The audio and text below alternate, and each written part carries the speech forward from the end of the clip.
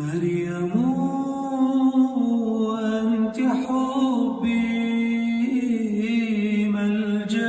of the experiences with the greatest impact on the pilgrim who travels to the Holy Land is visiting the same places where Christ preached. These natural locations haven't changed as much over the years as places like Jerusalem, Bethlehem, or Nazareth. It's easy for the visitor to imagine Jesus weathering the storm in the Sea of Galilee on a rainy day like this, or fishing.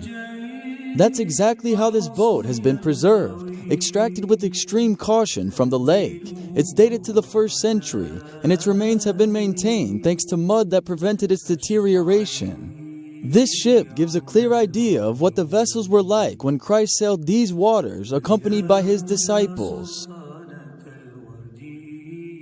The boat was discovered in 1986 during a severe drought. To prohibit the wood from disintegrating upon contact with oxygen, it underwent a complex conservation process. Keeping in mind the Sea of Galilee, another touching pilgrimage site is the Mount of the Beatitudes. Many people here are moved to tears upon realizing that Christ gave the Sermon on the Mount here.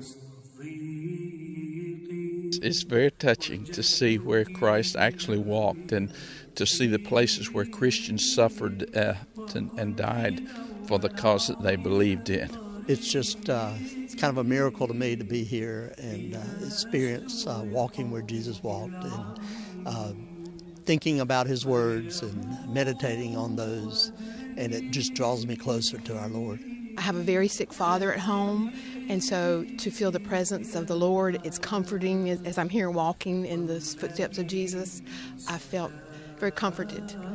After reminiscing on the Beatitudes, continuing on this path around the lake, another key site is the Church of the Multiplication, where Christ performed the miracle of the fish and loaves. These Byzantine mosaics from the 5th century show this marvel. In the basket, there are only 4 loaves, though the scriptures say there were 5. It's this way because the 5th loaf is the loaf of life, Christ himself. Prayer is spontaneous here, whether in silent reflection or in the form of singing, like that of this group of pilgrims from Pekin.